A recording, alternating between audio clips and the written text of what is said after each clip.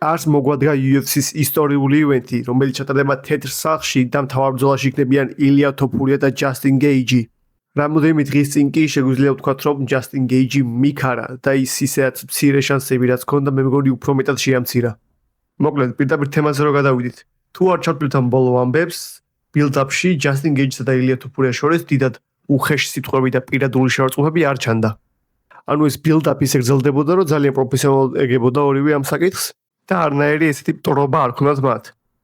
მაგრამ ამ ბოლო დღეებში რაღაცეები შეიცვალა. თუ აქამდე ორივე მხარე პატივისცემით საუბრობდა და უშუალოდ ჩხუბს განიხილავდნენ და თავის შესაძლებლობებს აფასებდნენ ოპონენტზე მაღლა, ეხლა უკვე პერსონალურ რაღაცებზეც გადავიდა ერთი მხარე, კონკრეტულად ჯასტინ გეიჯი. ერთ-ერთ ბოლო ინტერვიუში ჯასტინ გეიჯიმ თქვა მსგავსი რამ, აი ზუსტად გადავთვალმით ტრანსლეიტით და წაგიკითხავთ.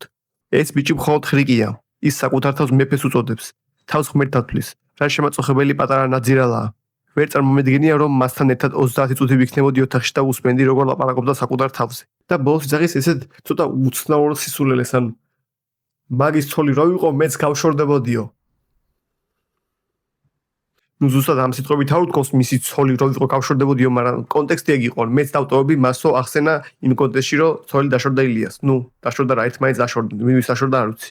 რომ თუ ტრეშ ტოქს იწყებდა უკვე რაღაც პირადამებს ეხები, რამე უკეთესი და წესიერი მაინც ეთქვა, ანუ მეც გავშორდებოდი, რა ტრეშ ტოქია, რას მოვაფსე რა შუაშია. ეხლა უნდა მივიდეს ილიას ყოფილწოდება და ესეთი რაღაცა ლაპარაკოს.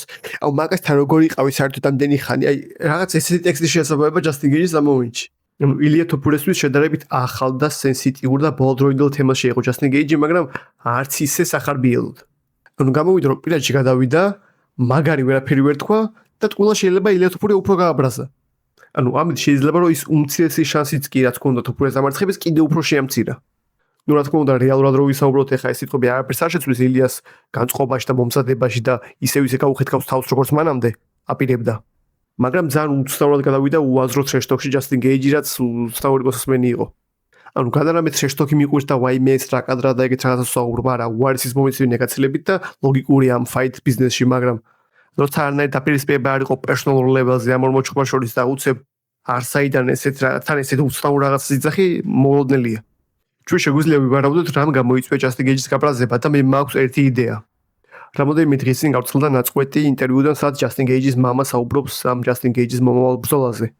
მთლიანი კლიპი რო არ გაყურებინოთ ინგლისურად, მოკლედ შევაჯამებ და გეტყვით რომ ამ ვიდეოში ჩანს საიდან მოდის ის გამჭრეხი და უბასტრესი აზროვნება და უმაღლესი IQ საიდან ებოცა ჯასტინ გეიჯის ჩანს ამ ვიდეოში, როდესაც მისი მამა რაღაც მომენტში ილია თოფურიას ატარებს მაიკლ ჩენდლერს და ფიზიევს. კლიპში მამამისი თავიდან საუბრობს რომ ეს არის ყველაზე დიდი ბრძოლა ჯასტინ გეიჯის კარიერაში და რომ ისინი ისევე ჩხუბიან პატარა მოჭუბარს. პატარა კაცს short guy-ს იძახის თუ არ ვცდები. Another little short fighter and another little short guy-ს იძახის თუ არ ვცდები. და როგორც მოახსენეთ, ფიზიევს და მაიკლ ჩენდლერს იყენებს იმ მოსაზრების ვალიდაციისთვის, რომ ჯასტინ გეიჯი კიდევ ერთ დაბალ ტიპზე ჩხუბება და გაიმარჯვებს. ნუ ფიზიევს რო იძახის, ფიზიევს საერთოდ შეუძლია პრეტენზია ჰქონდეს, რომ პირველ ბრძოლაში გეიჯის მოუგო. მაგრამ მაგას რომ თავი გავანებოთ. მაიკლ ჩენდლერის დონე აი აქ და ილია თოფურიას დონე აი სადღაც აი არც ჩანს კადრში და ჯერ არც ვიცით საამდე შეუძლია ავიდეს. რა მაიკლ ჩენდლერი, რა ფიზიევი, ანუ აი მაიკლ ჩენდლერი არის აი გრუშა, რო გადააქციო მოჭხუბრად, აი გრუშა რო იცის მოჭხუბრად და ძალიან დაბალი დონის ხელოვნური ინტელექტი რო ჩატვირთო ამ გრუშაში. აი ეგ არის მაიკლ ჩენდლერი. სულ მაგარ ფორმაშია და სულ კაი საყურებელ ჩხუბებს თავაზობთ, ეგ დასაფასებელია, მაგრამ მისი fight IQ საკმაოდ დაბალ დონეზეა. ნუ კაი გავიშვათ ჩენდლერს, არ ვარ ჩენდლერის ეითერი პირიქით, მე ვასება ჩენდლერი და სულ ძალიან შთამბეჭდავ ბრძოლებს თავაზობთ, მაგრამ ეს არ ნიშნავს, რომ ძალიან მაღალი დონის მებრძოლია. ხო და თემას რომ დავუბრუნდეთ, ილიამ თოფურიამ რეპლაი გაუკეთა ამ ინტერვიუს ნაწილს, რომელშიც ჯასტინ გეიჯის მამა საუბრობს და შემდეგი ტექსტი დააწერა. აქ ზუსტად ტრანსლეიტში გადამყავს, რომ ჩემი თარგმანი არ იყოს და რამე არ შევცვალო. მამებს იმედი აქვთ, ჩემპიონებმა იციან. ეს ამავე ადრეც მსმენია. უფრო დიდი კაცები, უფრო ძლიერი კაცები, უკეთესი კაცები. კაცები, რომლებიც ამბობდნენ, რომ მე უბრალოდ პატარა ბიჭი ვიყავი, რომელიც თავდამსხმელობის გაკვეთილს მიიღებდა. ყველამ ერთნაირად ისწავლა სიმართლე. თქვენმა შვილმა უკვე იცის ვინ ვარ. 14 ივნისს თქვენც გაიგებთ. 18-0-ზე პაპა. პაპა არა, ანუ პაპა, მამა.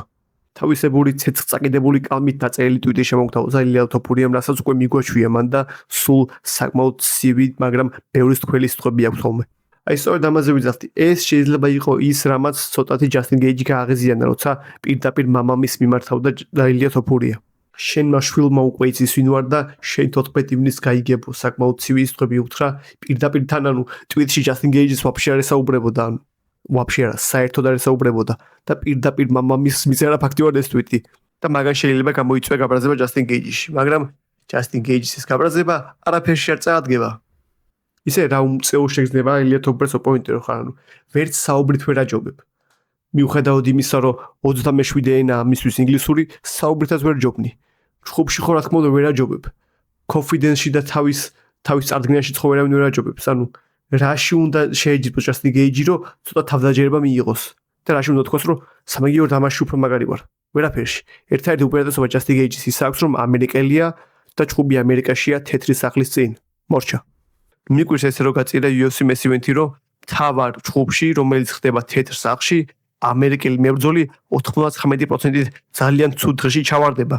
და ძალიან ბევრი ამერიკელი დამწუხდება თეთრი სახლის ივენტზე თან თავარ ბრძოლაში მაგრამ რას ვიზავთ ხო ჯასტინ გეიჯი მასევე თქვა რომ ილია თოფურია რომ ჰაერში დაფრინოს და თავის ასწავლი გონია მიწასი ჩამოიყვან და თავდაბლობას ვასწავლიო და ხომ არ გახსოვთ რა ბედი ეწია ბოლო მებრძოლს რომელმაც მსგავსი ტექსტი უთხრა ილია თოფურიას მსგავს გამოცდილებას და მიწაზე დაშვებას პირდებოდა ჩვენი ჯიგარი ალექს ვოლკანოვსკი ილია თოფურიას მაგრამ როგორ დაამთავრა ყველას გვახსოვს ну მაგრამ ვოლკანოვსკის ნოკაუტზე ბევრს თუ ვისაუბროთ იმიტომ რომ ვოლკანოვსკი ჯიგარია და მართლა კაი ადამიანია ამიტომ თემას გადავახტეთ და შეიძლება ეს არ ჩანდეს მაგრამ ჯასტინ გეიჯის მაგრამ ევასება და ძალიან მეწყინა ეს ჩხუბი ჩაინიშნა იმიტომ რომ ვიცოდი რა ბედი ელოდა ერთ-ერთ ჩემს საყვარელ მოჭუბარს აი მაგალითად ყველა რომ დაჰაიპდა და ერთთან ბავშვი რო იყო UFC 300-ზე ჰოლოვეიმ გეიჯი უკათიშა მე დავწუხდი ну იმ მომენტში მეც ჰაიპში ვიყავი მაგრამ მე ვეღარ უყურებდი მაგ გამეორებას იმიტომ რომ მე ვასება გეიჯი და ეგეთ გომარობაში ვნახე არ მესიამოვნა ну მაგრამ იქ მოლოდნელობა მაინც იყო და აქ წინასწარ შევამზადებ თავს რომ ვიხილავ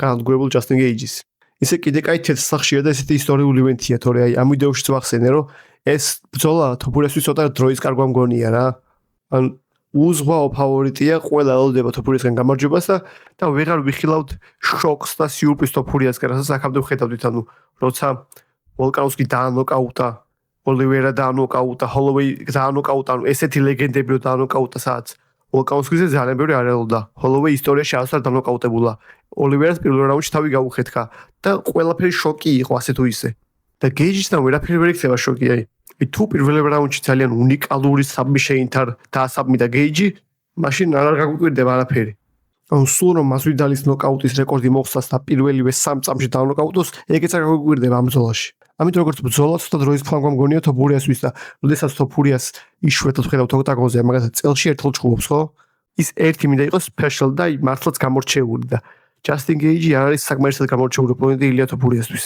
ზოგადად აი ამ თემას და UFC-ს თეთრ სახლზე აზრებს უფრო დეტალურად და კარგად გავიხილავ ამ ვიდეოში რომელსაც რატომღაც აქვს 12 ნახვა და შეგიძლიათ ნახოთ აი პირვანდელ ემოციებზე საუბრობ ამ UFC-ის შესახებ მიუხედავად იმისა რომ ხარისხი დაბალია გაცდებით მაგ ვიდეოში აზრი მეტი დევს ვა ეს რა კარგად თქვი ბევრი კაი პატარა ხუმრობა მქონდა თავში ამ ვიდეოსთვის მომზადებული მაგრამ როგორც ჩანს დილის 5 საათიდან არის ნელა აზრები გარბის იქით აი ერთი ბიტვის კიდე აი კარგი რას ფიქრობთ ამ ბრძოლაზე რამე არაორდინალური შეხედულება ხო არ გაქვთ ან რამე განსხვავებული ნიუანსი ხო არ დაიჭიეთ რაც ზოგადად არ განიხილება დამიწერეთ კომენტარებში ძალიან მაინტერესებს თქვენი აზრი უკეთესი და უფრო დეტალური განხილვაც შეიძლება რაღაცა იმის მაგრამ ну ჯერ კიდე გვაქვს რომ ერთ კვირაზე 12 დარჩენილი და შეიძლება კიდე ვიდეოს ჩაწერა ამ ივენტზე ახლა კი მე და პლოსკო დაგემშვიდობებით აი თუ გაინტერესებდათ რა იყო მიკროფონი ტელევიზორის გამომაში არის პლოსკო ჩაზრდაგეს სიამოვნებოდათ კიდე ვიდეო დამიწერეთ კომენტარებში იქნება ეს კრივის თემა თუ MMA-ის თემა აბა კარგად